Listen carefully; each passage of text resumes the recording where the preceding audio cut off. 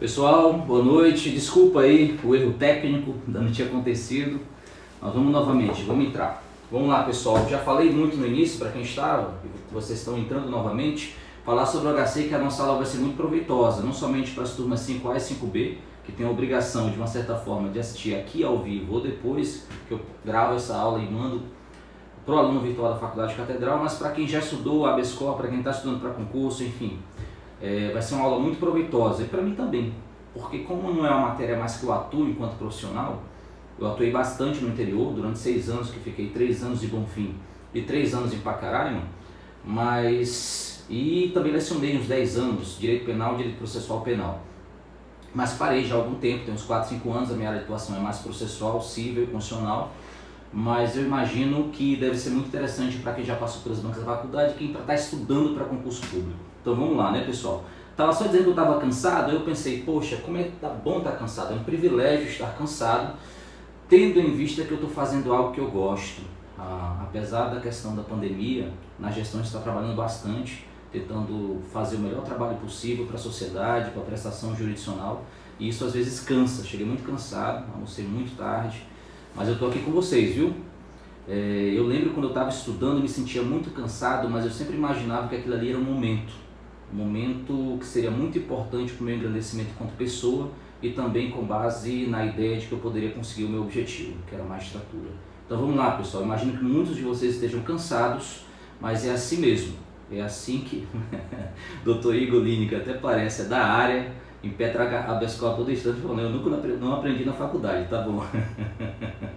Vamos lá, doutor Igor. Vamos lá, pessoal, habeas corpus, então na mesma perspectiva, vamos por tópicos. Creio que dá para a gente falar sobre origem do HC hoje, falar sobre conceito e natureza jurídica, algumas características peculiares do habeas corpus, dá para falar também sobre cabimento do HC, acho que dá para falar sobre cabimento do HC, e dá para a gente iniciar a legitimidade. Vai ser uma primeira aula de habeas corpus e na semana que vem, na próxima quinta-feira, nós concluímos a HC, tá bom, gente? É uma matéria muito densa. Então vamos lá. Origem do habeas corpus. Qual é a origem, pessoal? Se perguntasse para vocês qual a origem do HC, tal qual pergunta do mandado de segurança, do mandado de junção, qual é a origem do habeas corpus? Vamos lá, pessoal.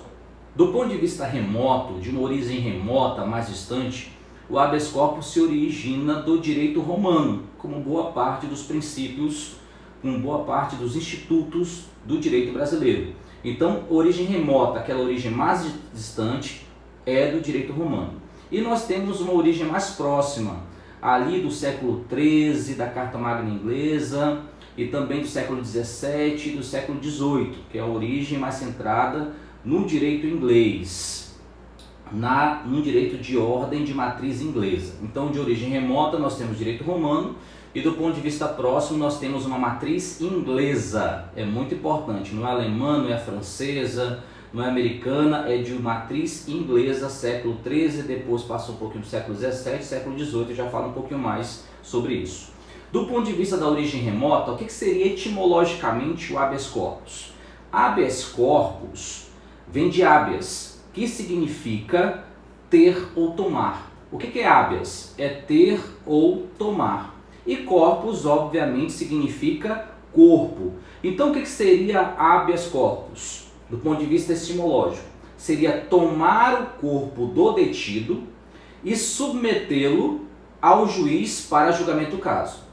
Então, juntando as duas expressões, habeas corpus, tomar o corpo, é tomar o corpo do detido e submetê-lo ao juiz para julgamento do caso. Quando nós falamos isso, a gente pode entrar numa ideia de juízo competente, mas não é o caso agora. Etimologicamente é só tomar o corpo e levar o juiz para o julgamento do caso. Essa origem etimológica é trazida basicamente do direito romano, que é a origem remota. E com relação à origem mais próxima, professor, você falou que é de matriz inglesa. Essa origem mais próxima de matriz inglesa, ela se origina essencialmente da Carta Magna Inglesa de 1215, ali no início do século XIII. Se eu estou falando Carta Magna Inglesa de 1215, você já deve ter ouvido falar, em especial para quem concluiu a faculdade, quem não concluiu, mas tem gosta da ideia de direitos, devido processo legal, due process of law, a ideia do processo, sabe que essa Carta Magna inglesa deu-se em meio ao reinado de quem, pessoal? Do João Sem Terra. Quem é esse João Sem Terra? Só para a gente saber, às vezes é importante nós sabermos a origem para saber o que aconteceu. João Sem Terra foi um rei que veio logo depois de Ricardo Coração de Leão. E João Sem Terra, por que ele chama Sem Terra, professor? É porque ele não herdou nada de seu pai. Ele não tinha propriedades. E isso diz muito sobre o comportamento dele durante o reinado. Ou seja, como ele não tinha propriedades, não herdou nada de seu pai, mas era o rei da época, deu-se o nome de João Sem Terra. Só que como ele não tinha terra, ele tinha aquela avidez para fomentar guerras, para ter acesso a terras. Até porque no início do reinado dele, ele perdeu ali o norte na Inglaterra. Então ele perdeu o norte na Inglaterra, então ele foi atrás dessa área de propriedade com base em outra guerra. Mas para você fazer guerra, para quem gosta de séries, Game of Thrones, para quem gosta dessas séries, Vikings ou outras séries que contam um pouco dessa história, nem que seja não tão real assim, mas conta um pouco da história, sabe que para você fomentar a guerra você tem que ter grana. E ele, o João Sem Terra, ele cobrava altos impostos para que pudesse ter acesso a valores que pudessem financiar a guerra atrás de mais propriedades e atrás de outros territórios. Com base nisso, a população começou a se revoltar. A população, em especial os nobres, que unindo-se ao clero, fez com que João Sem Terra, ali em 1215, assinasse a Carta Magna Inglesa de 1215, dizendo o seguinte, em linhas bem gerais: seja a liberdade ou a disposição de bens só pode ser retirado pelo monarca se houver uma decisão por um conselho de nobres. Salvo engano, 15 ou 16 nobres deliberariam a respeito da retirada da liberdade, da restrição da liberdade ou da retirada de uma propriedade, de um confisco. Ou seja, se você for analisar, naquele momento específico, nós temos uma ideia do processo e também temos a ideia da proteção da liberdade, da proteção do direito de ir e vir. Então nós temos essa primeira origem ali no século XIII. Só que a Carta Magna foi perdurando, ela existiu por muito tempo, contudo nunca foi observada como nós gostaríamos, ou como eles gostariam à época. Então sobreveio ali, lá no século XVII, os Petition of Rights, do direito inglês, que era uma petição também com relação a essa ideia de direito de ir e vir, e o Habeas Corpus Act, ali também a partir do século XVII. Ou seja, é na matriz inglesa que nós encontramos o habeas corpus, origem remota romana e matriz inglesa com base no que eu falei para vocês agora há pouco. Do Verlaine, os burgueses legislando, é isso mesmo, Joel? Coisa maravilhosa. Do ponto de vista nacional, qual foi a primeira previsão do habeas corpus no direito nacional? A primeira previsão do HC no direito nacional deu-se no Código de Processo Criminal de 1832. No Código de Processo Criminal de 1832. Isso antigamente costumava cair em avaliações e algumas provas de concurso. Hoje não cai mais, tá, pessoal? Fica meio batido. Mas para quem não sabe, foi ali no CPP, no Código de Processo Criminal, CPC, se a gente for analisar, porque eles falavam a expressão criminal à época e não penal. Código de Processo Criminal de 1832. E, do ponto de vista constitucional, professor, qual foi a primeira previsão do habeas corpus? A primeira Constituição Republicana, se eu tivesse sala de aula, eu iria perguntar, para vocês sabem um pouquinho da história, mas a primeira Constituição Republicana de 1891. Nesta primeira Constituição Republicana de 1891 também sobreveio a primeira previsão. Olha aí, Jó, é isso mesmo, 1679, os Habeas Corpus Act. A Constituição Republicana de 1891 houve a primeira previsão constitucional do habeas corpus no direito brasileiro, na Constituição Republicana de 1891. Pessoal, como é que era o HC a essa época, no final do século XIX? Será que é essa a ideia que nós temos? Obviamente que não. Se a gente for começar a conversar a respeito dessa questão histórica, é muita coisa. Mas em linhas bem gerais, isso é importante para provas um pouco mais sedimentadas. O Ministério Público Federal adora perguntar essas questões históricas. Como é que se dava o HC ali a partir do final do século XIX e no início do século XX? O HC tinha dois posicionamentos. Um defendido por Rui Barbosa, que concedia uma interpretação mais extensiva de direitos, e nós tínhamos um posicionamento mais clássico, no qual era uma interpretação mais restritiva. Então Rui Barbosa, por ser um advogado, ele queria aquele instrumento para a proteção do maior número de direitos. Inclusive, se você for analisar, é uma aula que eu não dei aqui na forma de live, mas é uma aula comumente que eu falo na faculdade, nos cursinhos também. O mandado de segurança somente sobreviveu em 1934, 2 anos após a Revolução Constitucionalista. E aqueles direitos líquidos e certos que não eram amparados pelo mandado de segurança eram amparados por onde? Eram amparados pelo habeas corpus, com essa interpretação extensiva que era dada por Rui Barbosa, que era um grande jurista da época. Ou seja, não era só o direito de ir e vir que era protegido, também quaisquer direitos líquidos e certos. Contudo, também a época tinha uma posição mais restritiva, que era somente o direito de ir e vir. Permaneceu essa celeuma durante um tempo, mas os tribunais se posicionavam por uma certa interpretação mais restritiva. Esse HC é bem interessante, Joelder. Eu acho que eu posso falar mais à frente, quando tiver mais encaixado na aula, tá bom? Mas é muito importante porque foi um HC impetrado em face do ato institucional número 5, de 68. Como é que se dá essa interpretação hoje? Essa interpretação, ela protege o direito de ir e vir. Contudo, é possível também, a gente vai ver um pouco mais à frente, que esse direito de ir e vir não pode ser violado, e a proteção do HC repressivo, pode ter uma ameaça iminente de violação ou coação ao direito de ir e vir, ao direito de locomoção, mas é possível também contra quaisquer atos que possam de alguma forma no futuro restringir a liberdade.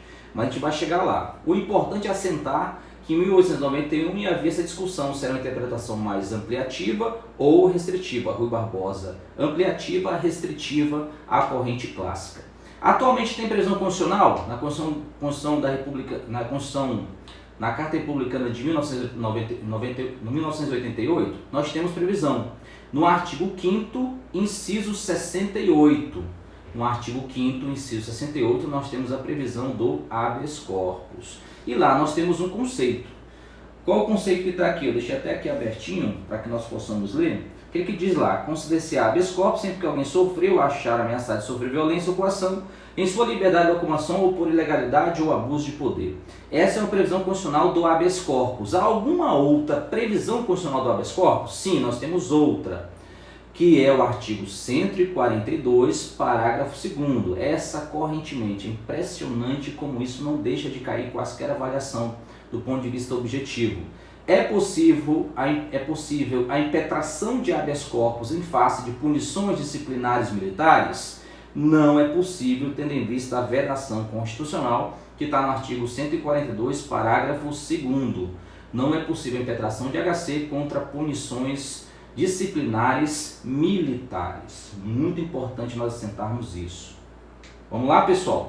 Essa é a origem. Está tudo tranquilo com a nossa origem? Remota, próxima? Etimologicamente o conceito da ideia romana, do ponto de vista da origem, século XIII, século XVII, XVIII. Depois falamos da interpretação mais ampliativa de Rui Barbosa e da origem e da interpretação mais restritiva, que é a clássica. Falamos da primeira previsão do CPC criminal de 1832 no Brasil, depois Constituição Republicana de 1891, a previsão do artigo 5º, inciso 68 da nossa Constituição da República de 88 e também a observação do artigo 142, parágrafo 2º da nossa Constituição. Coisa boa é fazer um resumo rápido para ficar tudo assentado na sua cabeça, pessoal. Vamos lá. Ponto 2. Conceito e natureza jurídica do habeas corpus. Vamos lá, pessoal. Conceito e natureza jurídica do habeas corpus. Anotem. Trata-se de ação constitucional, de natureza civil e procedimento de natureza penal e procedimento especial. Trata-se de ação constitucional de natureza penal e procedimento especial. E qual é o objetivo do HC, pessoal? Busca o quê? Busca proteger, reparar a violação ou coação ao direito de ir e vir. Busca proteger, reparar a violação ou coação ao direito de ir e vir. Ou até mesmo a ameaça ao direito de ir e vir. Busca reparar, violação ou coação ao direito de vir ou até mesmo a sua ameaça, vírgula, em virtude de ilegalidade ou abuso de poder. Em virtude de ilegalidade ou abuso de poder. Gente, isso é uma ação constitucional, eu sei por quê. Está lá previsão no artigo 5º, inciso 68. O procedimento especial tem alguma lei extravagante, pessoal, no qual nós temos a previsão do HC com todo o seu procedimento lá escorreito? Nós temos alguma lei específica? Não. Nós temos uma previsão antiga do atual Código de Processo Penal, do artigo 647 ao 667, no qual se fala do HC. E lá nós temos um procedimento que diz que deve ser observado nas impetrações do habeas corpus e correntemente no seu procedimento do início ao fim. Então nós temos a previsão constitucional do artigo 568 e também no CPP, artigos 647 ao 667. Inclusive está lá no título de recursos. E é uma curiosidade que a gente vai ver agora.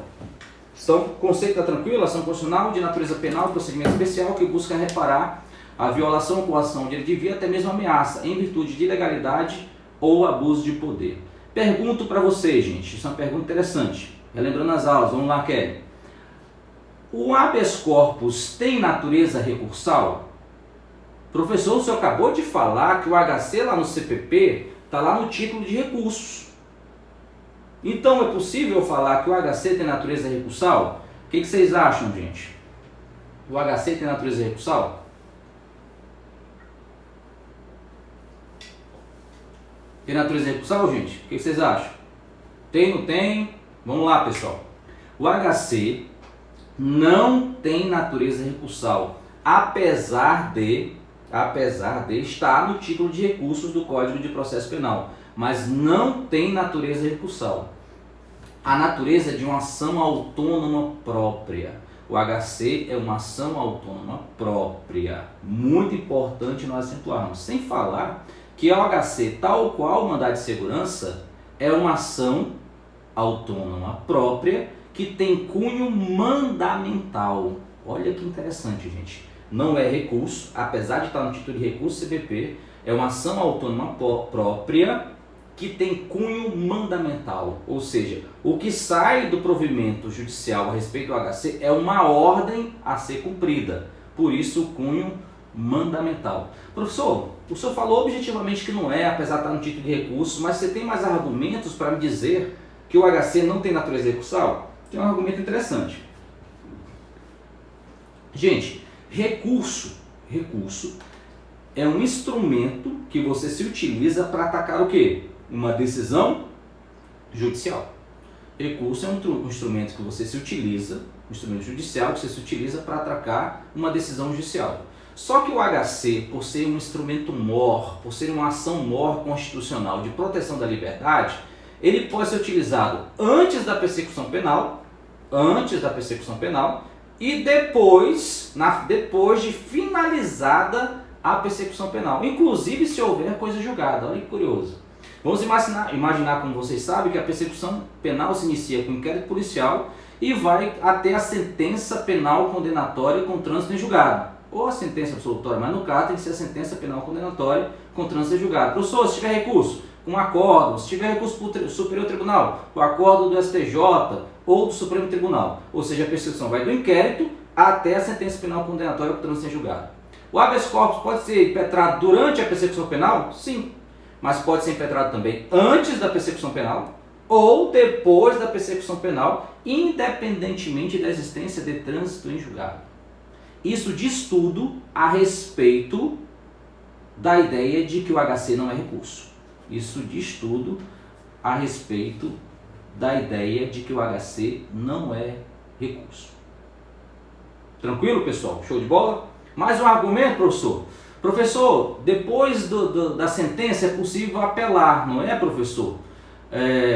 O HC também pode ser impetrado? Pode. Ele pode ser impetrado concomitantemente ao recurso, que for cabível para aquele momento, e pode também ser substitutivo de recurso. Olha só que curioso. Mais um argumento no sentido de que o HC não tem natureza recursal. Ele pode ser impetrado ao mesmo tempo que o recurso, concomitantemente, ou ser substitutivo de recurso. O Superior Tribunal de Justiça se posicionou várias vezes nesse sentido. já se posicionou várias vezes nesse sentido. Tranquilo? Estou vendo aqui. Já ouvi falar a expressão de ser uma ação penal popular. Vou falar mais à frente, Ana. Você está mais à frente, você é professor já, meu amigo. É, ação penal popular. Na legitimidade eu vou falar sobre isso. É uma ação penal popular? É, porque tem a questão da legitimidade universal, qualquer um poderá impetrar. Interessantíssimo, Igor. Por que se diz própria?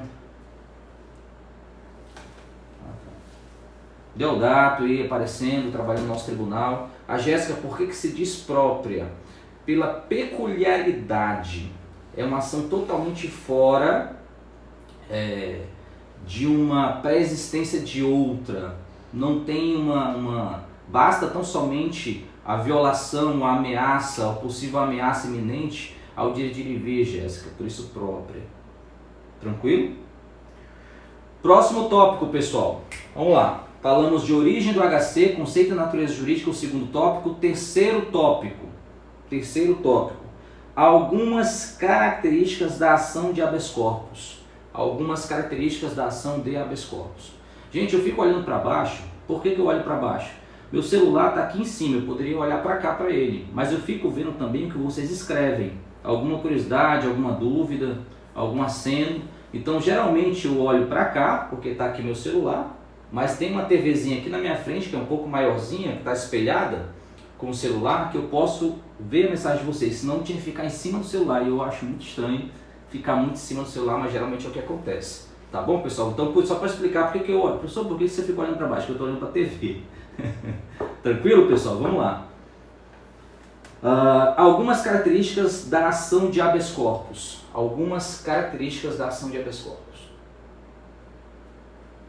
Letra A. Vamos para uma primeira característica, gente. Letra A. Algumas características peculiares da ação de HC, do habeas corpus. Letra A. Gente, o que busca proteger o HC? Não busca proteger o direito de ir e vir? Mas o que cinge-se esse direito de ir e vir? O direito de locomoção como um todo? Protege, gente. Protege o deslocamento de alguém, o acesso, a permanência, o acesso, a permanência, bem como a saída do território, se for o caso. Para cada palavrinha dessa há uma digressão, que não é o caso que nós fazemos hoje, mas dá para entender do ponto de vista conceitual. Deslocamento, você quer se deslocar de um lugar para outro. Acesso a algum lugar. Permanência, eu quero estar. Não é isso, pessoal? Bem como a possibilidade de sair de determinado território, sair do território brasileiro, se o caso. Então você entenda o direito de locomoção sobre esses nesse sentido, nos 4 verbos, e fica bem completo o que protege o direito de ir e vir, o direito de locomoção que protege o HC. Tranquilo? Letra A. Letra B. O HC,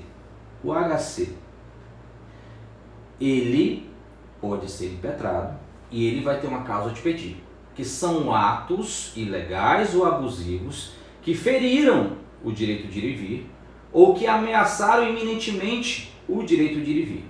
Você impetrou o HC.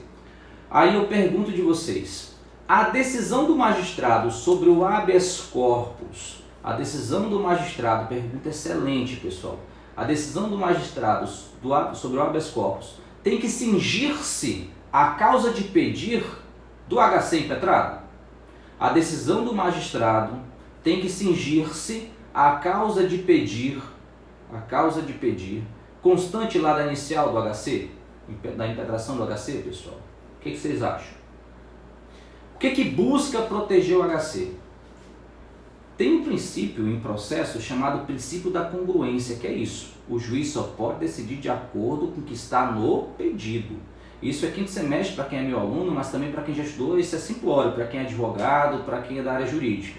Ou seja, o juiz só pode decidir sobre o que foi pedido, sob pena de proferir julgamento citra, ultra, petita, extra, petita.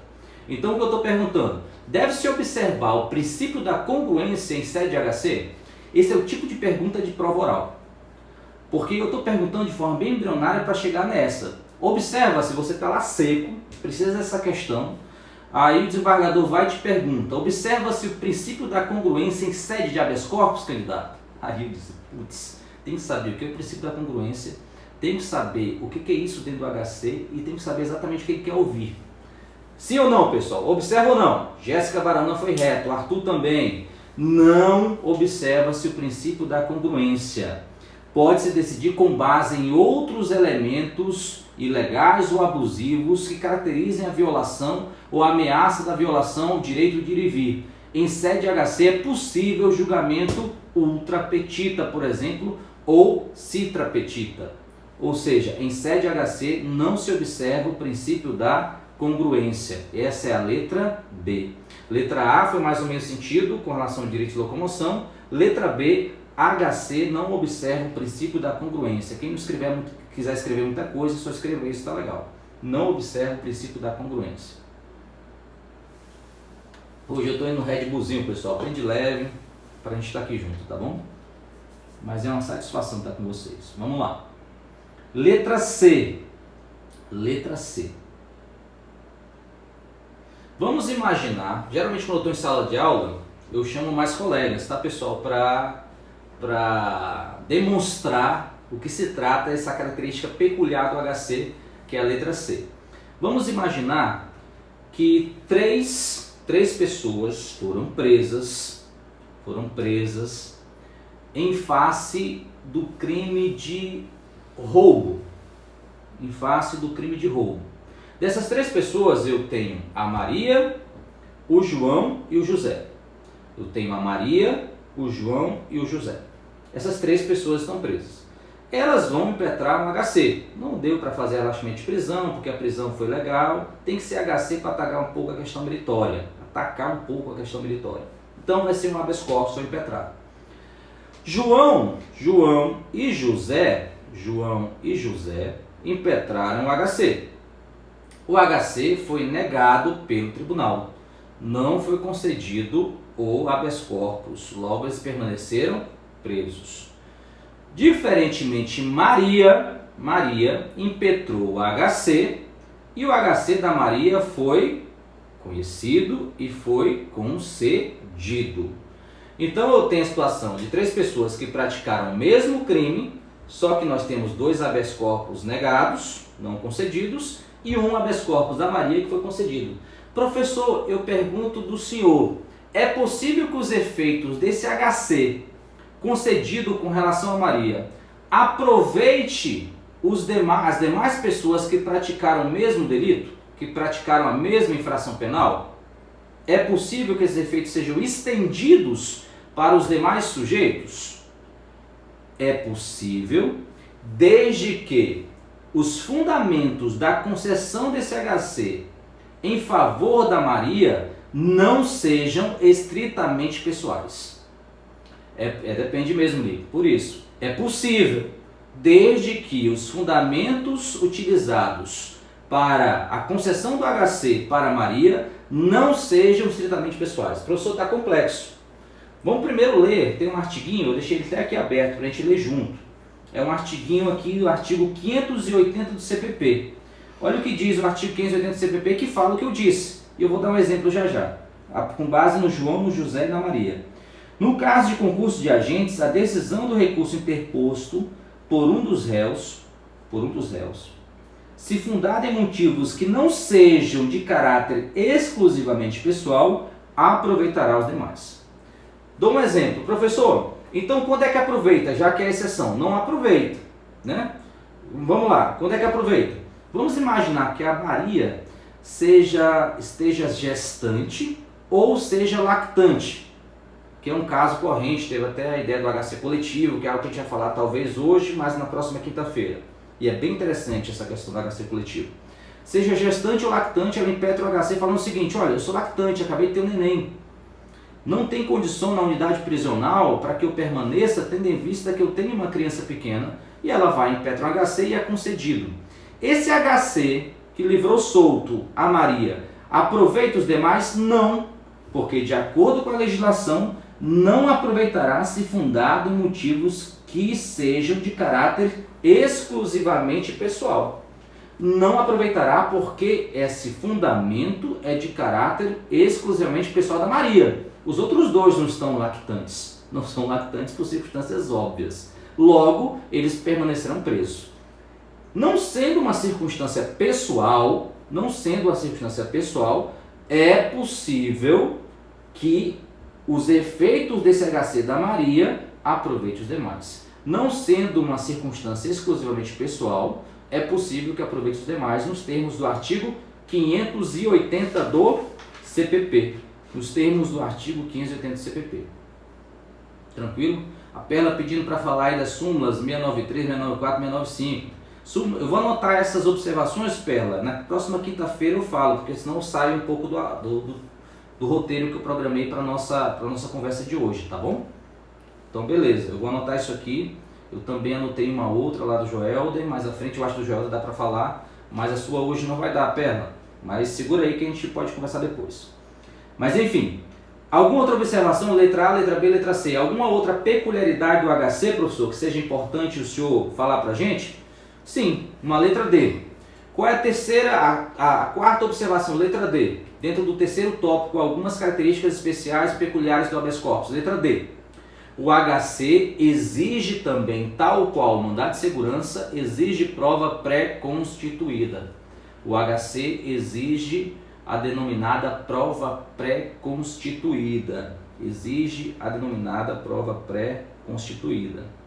Não se viabilizando, tal qual o HC, isso parece uma aula de mandado de segurança, essa característica, não se viabilizando a denominada dilação probatória. Tal qual o mandado de segurança também, o HC, da mesma forma, se exige prova pré-constituída, ou seja, antes da impetração, também não vai admitir dilação probatória, provar algo durante o interregno do procedimento do HC. E da mesma forma, e essa é uma novidade bem interessante, não admite reexame de matéria probatória. Não admite reexame de matéria probatória. Muito importante nós analisarmos, nós termos atenção com relação a isso.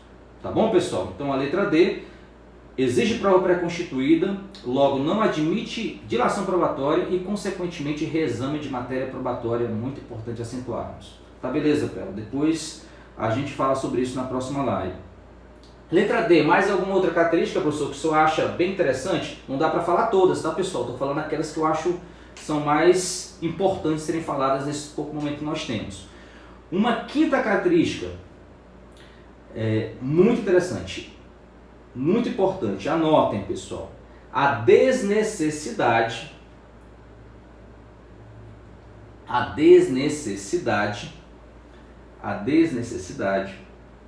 de advogado. A desnecessidade de advogado. Consequentemente, não é preciso, não é necessário capacidade postulatória para se impetrar o habeas corpus. É desnecessário o advogado, tá bom, meus colegas advogados, nesse momento, é importante nós falarmos para fins de prova, mas não é necessário o advogado para a impetração do HC, não é necessária capacidade postulatória para a sua impetração. Tranquilo? Quinta característica, gente? Show de bola? Podemos passar? Então nós terminamos esse tópico. Falamos origem do HC, conceito e natureza jurídica e algumas características especiais. Fernando está me auxiliando mais uma vez, porque eu não tenho muito trato com essa questão tecnológica, tá, gente? Vocês já sabem disso. Fernando, quantos minutos já está aí, só para eu me organizar aqui, até onde eu vou? 33 minutos, pessoal. Está sendo bem objetivo hoje, coisa bacana, né? Gente, vou falar de um assunto interessantíssimo. Esse assunto vale a pena nós falarmos. Opa, até gostei, fica bem aí, eu controlo direitinho. Espécies de HC. Espécies de HC. Vamos lá, pessoal, falar sobre as espécies de HC? Primeiro vamos falar aqueles mais conhecidos. Espécies de HC. São espécies de HC, 2 pontos, gente. 2 pontos. Letra A. HC preventivo. Letra A. HC preventivo. O que busca o HC preventivo? Busca evitar a violação ou coação ao direito de ir e vir. Busca evitar a violação ou coação ao direito de ir e vir, em razão de uma ameaça iminente a tal direito. em razão de uma ameaça iminente. O que é uma ameaça iminente? É uma ameaça efetiva a tal direito. Havendo um ato que seja efetivo, que dê a entender que pode ser violado o direito de ir e vir do cidadão, é possível a impetração do HC preventivo. Letra A, é possível a impetração do HC preventivo. Doutor Frederico também. Obrigado, Frederico. Vamos lá. HC preventivo, quando houver ameaça à violação ao direito de ir e vir, essa ameaça tem que ser iminente e tem que ser efetiva. Se houver a impetração do HC preventivo, ele for concedido, assim entendendo o magistrado, ele determina, expede uma ordem denominada uma ordem de salvo-conduto. É uma ordem de salvo-conduto. Ou seja, você está a salvo de qualquer conduta, está a salvo de se colocar numa situação cautelar e ser preso. Qual é a segunda? Letra B. Segunda espécie de HC. HC repressivo. O HC repressivo busca atacar quando já há a violação do direito de ir e vir. A violação ou coação do direito de ir e vir já ocorrendo, é possível a impetração do HC repressivo. E esse HC repressivo, em face dessa violação ao direito de ir e vir, em razão de ilegalidade ou abuso de poder, tá, gente? Sempre acentuando isso, é ilegalidade ou abuso de poder que enseja a possibilidade da impetração do habeas corpus. No caso do HC preventivo, é uma ameaça iminente ou ameaça efetiva. No caso do repressivo, já houve a restrição da liberdade, já houve a violação efetiva ao direito de ir e vir. Tá bom, professor, isso aí é tranquilo. Tanto é que preventivo e repressivo geralmente são espécies dos remédios convencionais e de alguns institutos. Não é tão difícil isso aí. Só que se for para fazer uma live e falar tão somente do corrente, do tranquilo, então não estaria aqui com vocês. Eu quero falar do que é diferente. Para quem já teve aula comigo, com a Jéssica e outros alunos, o Joelder também, vai saber. Tá, eu já dou uma olhadinha, Glaucia, tem mais uma doutora, estou com a gente também, fazendo uma pergunta. Vocês sabem o que é o HC suspensivo? E vocês sabem o que é o HC profilático? O que seria o HC profilático, gente? Que é algo que a gente vê eventualmente na mídia, na imprensa sai, mas não sai com esse nomezinho profilático. Nem todos os autores também, do ponto de vista doutrinário, falam sobre essas duas espécies de HC, mas a jurisprudência várias vezes já falaram dessas espécies de HC que são diversas. Inclusive está em momento diverso da ideia preventiva e da ideia repressiva. O que seria o HC profilático? O HC profilático, ele tem a finalidade de proteger o cidadão antes mesmo da ameaça iminente ou efetiva.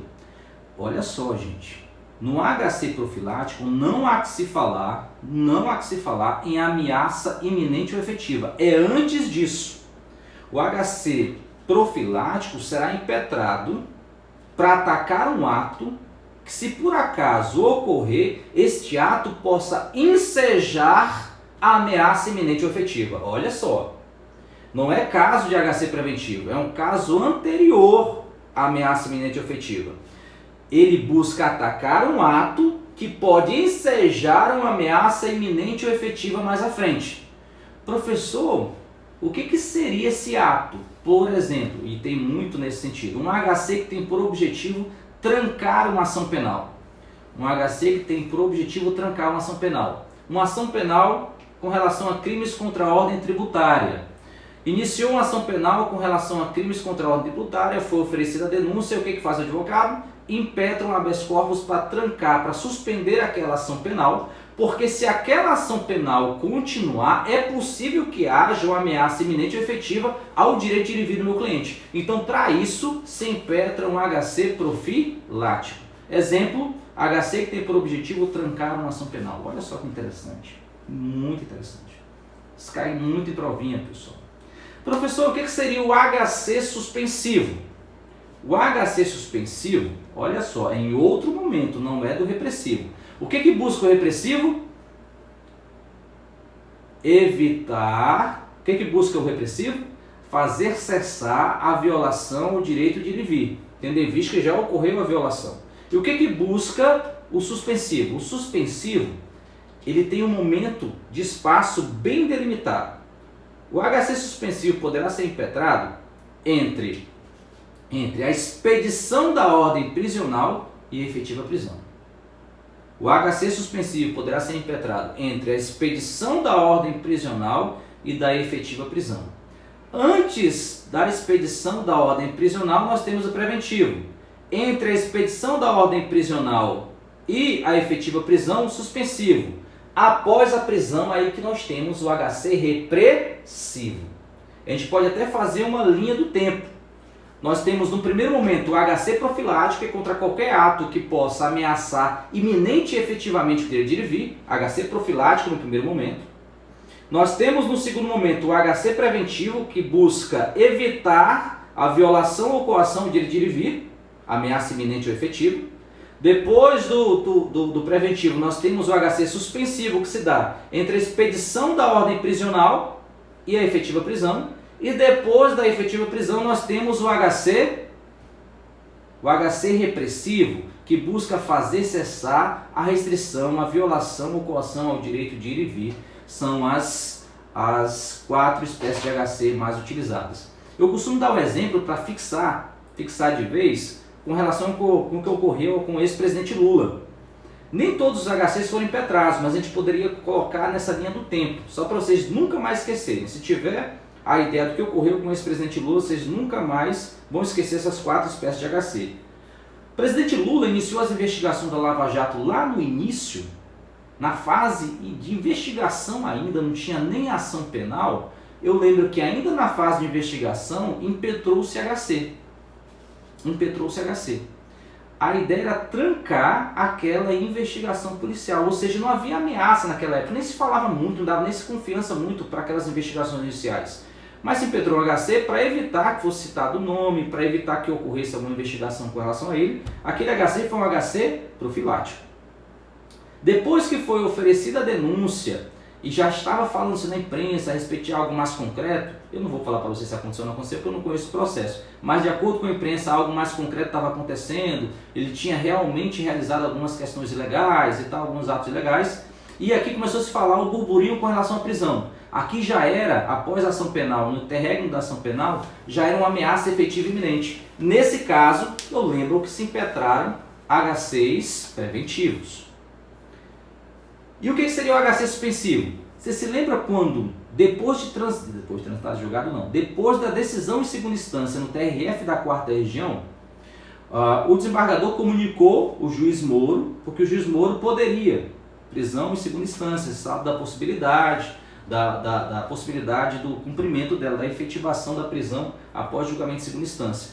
Comunicou o presidente Moro que era possível prender, e o juiz Moro. E o juiz Moro, ele de forma bem cortês, ele poderia determinar a expedição do mandado e já para que os policiais fossem recolher o ex-presidente Lula, ele disse, em 24 horas você tem um prazo para se apresentar. Ele expediu a ordem prisional e nós tivemos então uma ordem prisional e a efetiva prisão. E eu lembro que foi até engraçado, era no final de tarde, para o início da noite, as TVs começaram a ficar, sabia onde estava o presidente Lula, ele estava na casa dele, na casa de um amigo. Aí ele saiu da casa dele e foi em direção ao sindicato, lá no ABC, Sindicato dos Trabalhadores do ABC. Então o helicóptero com a câmera seguiu o ex-presidente Lula. Aí eu fiquei olhando assim, olha que excelente exemplo de HC suspensivo. Expediu-se o mandado prisional, mas não foi efetivada a prisão. Então nesse momento o que fez o presidente? Foi feito. Ele impetrou um HC suspensivo. Aí você se lembra da cena, ele está lá dentro do sindicato, aí o pessoal que estava com um copinho, aqueles copinhos de bar, dizendo que ele estava tomando uma, mas eu não sei se estava tomando, mas tiraram uma foto, filmaram. Mas enfim, vocês nunca mais vão esquecer que aquele momento que ele estava no sindicato, estava sendo deliberado sobre a concessão ou não de HC suspensivo. Depois que ele foi preso, e vários HCs foram impetrados, nós temos o exemplo então do HC repressivo, porque já houve a efetiva violação ao direito de ir e vir, a restrição da liberdade. Tá tranquilo com relação ao HC, gente? Muito interessante essa questão do HC e as suas espécies. Cai muito em provinha de escrever HC profilático e HC suspensivo. Então nós estamos no 4º tópico, não é isso, gente? Então fechamos as espécies de HC, 5 tópicos. Ô Leida, você é muito gentil, pensa que você sabe.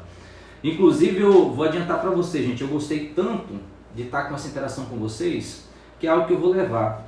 Eu vou falar rapidamente, mas na live que eu vou falar sobre técnicas de estudo, eu acho que eu posso compartilhar. Eu sou uma pessoa muito, viu, Leida? E aos demais amigos, eu sou uma pessoa muito privilegiada, eu tive muita sorte. Os outros vão falar, professor, você trabalhou bastante para conseguir as suas coisas, para estar trabalhando, ser magistrado, ser professor. Gente, mas também não é só isso. Tudo tem que acontecer da forma como tem que ser, a gente tem que ter muita sorte também, muita sorte, e eu me considero uma pessoa muito privilegiada. Eu vou adotar essa questão das lives, independentemente da faculdade, e vou ter 3 vieses ali: processo constitucional e direito penal parte geral, para começar. Processo constitucional e direito penal parte geral. Eu quero ficar assim, sempre conversando com vocês toda semana, talvez 2 lives por semana, porque para mim isso é muito proveitoso. Para mim isso é muito bacana, porque eu contribuo de alguma forma para o cidadão, e eu sei porque eu fiquei assim várias vezes, cansado em determinados dias, e eu precisava naquele momento de ouvir alguém falando: gente, vamos continuar, vamos ficar essa 1 hora que você não consegue abrir o livro porque está cansado? Me ouve, vamos aqui, e a gente dá nova energia, passa mais uma noite, e a gente no dia seguinte a gente vai novamente continuar a estudar, com outra motivação. Então eu vou adotar isso, vai ser processo constitucional, direito penal, parte geral, e a gente vai conversar sempre, tá bom, gente? Independentemente de qualquer coisa. Professor, você quer gravar para vender? Não vou gravar para vender. Eu posso até ter um outro projeto, tem amigos me convidando e tal nesse sentido, mas esse nosso contato aqui vai ser um contato nosso contínuo, tão somente para que nós possamos trocar energia e eu possa colaborar de alguma forma com vocês. Até porque quando eu vejo vocês estudando, e algum dia eu estou cansado, eu estou um pouco para baixo, porque nós somos seres humanos, eu vou dizer assim: gente, eles estão naquela corrida que eu estava, eu estou um pouco mais à frente. Eu posso contribuir com eles, eles vão me contribuir com uma energia bacana de lá para cá. Então é por isso que eu estou dizendo para vocês, eu estou falando e me compromissando com vocês, que a gente vai permanecer com esse contato sempre. Outros projetos são outros projetos, mas esse contato aqui, nessa rede social, a gente vai manter continuadamente. Tanto é que eu retornei para o Facebook, eu tinha saído do Facebook em julho do ano passado, e eu quero também fazer no Instagram e no Facebook ao mesmo tempo, a gente vai ver como vai fazer isso. Tá bom, pessoal? Só para falar. Obrigado, Elaine. Essa aula também. Obrigado, Leila. Vamos lá. 5º tópico, gente. 5º tópico. Fernando, quanto tempo já? Não está aparecendo mais aqui.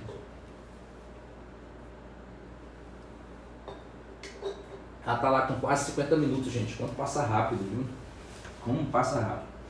Cabimento do habeas corpus. Cabimento do habeas corpus. E aí, gente, tá claro para vocês o momento em que é cabível o habeas corpus, em especial quando eu falo do conceito, quando eu falo das espécies de HC. Tem alguma coisa ainda a acrescentar nesse tópico 5, cabimento de HC? É importante nós acentuarmos o seguinte. É cabível o HC sempre que houver a possibilidade da restrição do direito de ir e vir, ou quando já foi restrito, violado o direito de ir e vir. Isso é muito importante nós assentarmos. Mas com base no HC profilático, é muito importante falar também que é possível HC contra qualquer ato que possa ensejar uma ameaça iminente ou efetiva ao direito de ir e vir. Então é possível também a impetração de HC nesse viés, ou seja, nesse viés anterior à ameaça iminente ou efetiva. Muito importante nós assentarmos.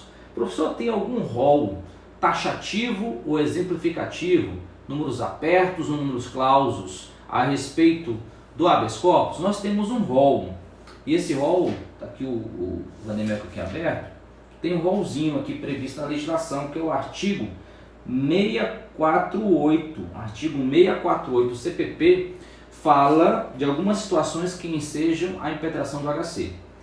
Eu vou deixar isso aqui porque é importante. Aqui é aquela provinha de primeira fase, tá, pessoal? Aquela provinha de primeira fase tem que ter muito cuidado. É importante você decorar esse rol. É importante, aí eu falo claramente, você decorar esse rol. Eu não vou ficar aqui treinando com vocês como decora a legislação, tá, gente? Isso é tarefa da sua resiliência, isso é tarefa da sua repetição. O que você vai pegar aqui? Você vai ler esse artigo 648, vai cantarolar o artigo 648, pode fazer um recurso mnemônico, fazer uma figura, fazer uma junção de letras, ou seja, cada um tem uma possibilidade, tem um jeito de absorver e de fazer essa repetição, de fazer com que isso fique na cabeça. Eu não tenho muita habilidade para decorar, nunca tive, sempre tive dificuldade em provas de primeira fase em razão disso.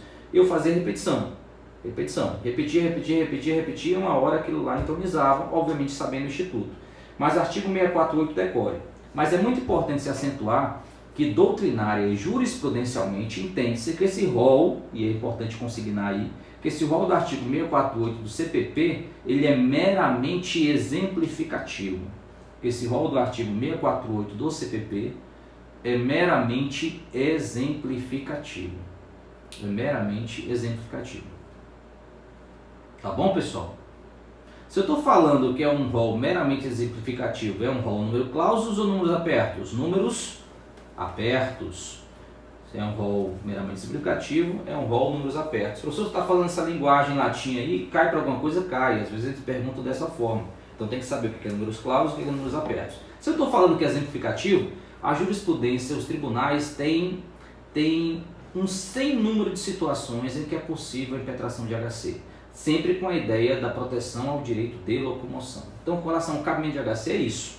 Atente-se ao conceito, atente-se ao que enseja a impetração do HC e também ao rol do artigo 648 do CPP, que é a questão da taxa, que é a questão da previsão legislativa com relação a possibilidades de impetração. Por exemplo, artigo 648, inciso 1, quando não houver justa causa, quando a coação é ilegal, ou quando houver cessado, inciso 3, o motivo que autorizou a coação.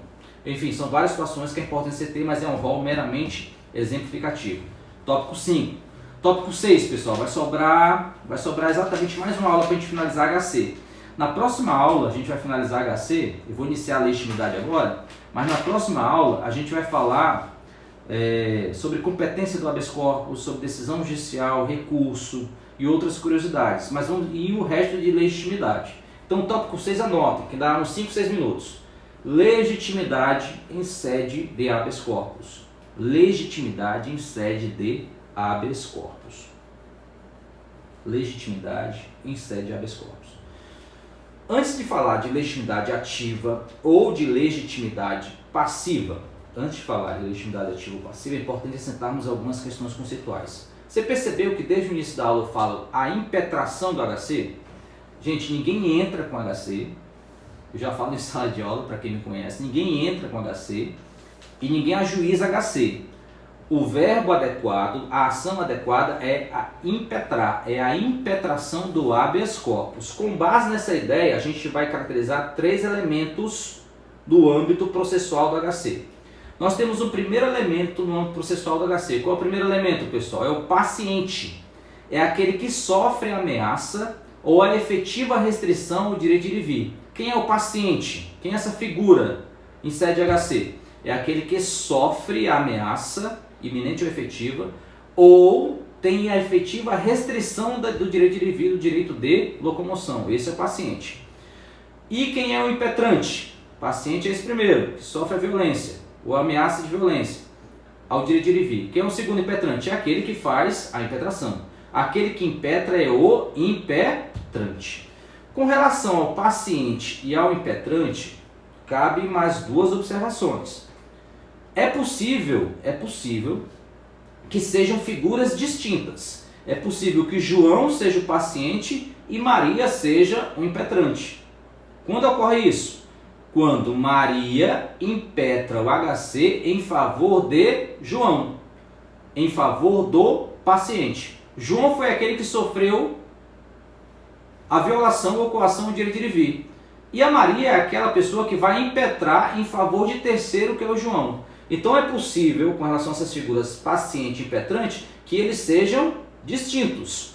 Um impetra em favor de outro, que é o HC em favor de terceiros. É muito importante acentuarmos isso. Mas também é importante falarmos que é possível que na mesma figura, na mesma pessoa, estejam o paciente e o impetrante. João é paciente impetrante, sofreu a ameaça ou sofreu a restrição de ir e vir. E o mesmo João vai fazer a impetração do HC contra o HC impetrado em seu próprio favor. Aquele HC impetrado em favor de outro, nós temos o paciente e o impetrante, figuras distintas, pessoas distintas. Se for um paciente, se for um impetrante que impetrou em seu próprio favor, então temos na mesma pessoa a figura do paciente e do impetrante. Então no polo ativo da ação, eu tenho paciente e impetrante, figuras distintas ou não. E no polo passivo, quem está lá é o impetrado, foi aquela pessoa que fez o ato ilegal, abusivo, que restringiu, ameaçou de restringir o direito de ir e vir. Aqui, para fechar, a gente já está em cima do laço, Fernando. Aqui, para fechar, é importante acentuarmos o seguinte: a legitimidade ativa, começando já a legitimidade ativa, tá, pessoal? A legitimidade ativa, no ponto 6, a legitimidade ativa do HC, ela está afeta a qualquer pessoa. Ou seja, qualquer pessoa pode fazer essa impetração em seu favor ou de outro. A legitimidade ativa em sede de habeas corpus está afeta a qualquer pessoa em seu favor ou de outrem. Em razão disso, diz a doutrina, que há a denominada legitimidade universal em sede de habeas corpus, o que faz com que nós tenhamos aquilo que o Joelder falou lá atrás, uma verdadeira ação penal de cunho popular. O que é uma ação penal de cunho popular, candidato? Me explique essa expressão em sede de habeas corpus. Desembargador, é simples. É uma legitimidade, nós temos o paciente, o impetrante, o impetrado. Então, dessas figuras processuais do habeas corpus, no âmbito da legitimidade ativa, qualquer pessoa está afeta, poderá impetrar o HC em seu favor ou de outrem. Se qualquer pessoa é afeta, a impetração do HC tem legitimidade ativa para a impetração do HC, diz a doutrina e a jurisprudência que nós temos uma ação penal de cunho popular. Olha que resposta maravilhosa, que o examinador vai olhar para você e dizer assim: realmente eu quero esse cidadão no meu tribunal. Tá bom, pessoal? Então nós ficamos em legitimidade e na parte inicial da legitimidade ativa. Concluímos legitimidade ativa na próxima aula, legitimidade ativa e passiva, competência, decisão e recursos com relação ao HC, e fechamos isso na próxima aula. Eu acho que a próxima aula de HC, inclusive, vai ser na terça-feira. Eu queria já fazer uma outra live na quinta a respeito de técnicas de estudo. Mas isso eu vou avisá-los com mais calma durante a semana, provavelmente na segunda-feira. Tá bom, pessoal? Ou seja, hoje eu estava meio cansado, você sabe, quem me conhece sabe, quando eu estou cansado eu falo demais. Eu já até me comprometi com vocês que vai ser agora corrente os nossos encontros toda semana, nem que eu esteja cansado, vai ser uma aula bacana, a gente vai falar sobre processo constitucional ou sobre direito penal parte geral para iniciar. E vai ser uma aula que vai colaborar com seus estudos, mas na verdade vai ser quase um compromisso que a gente vai ter, em especial para aqueles que estudam, para dizer assim: eu quero e eu posso e eu vou conseguir. Tá bom, pessoal? A gente se vê na próxima terça-feira, provavelmente, finalizando o habeas corpus, e na próxima quinta-feira falando de técnicas de estudo. Uma live um pouco mais rápida, mas muito interessante. Um abraço, boa noite e excelente semana, restante de semana. Até mais.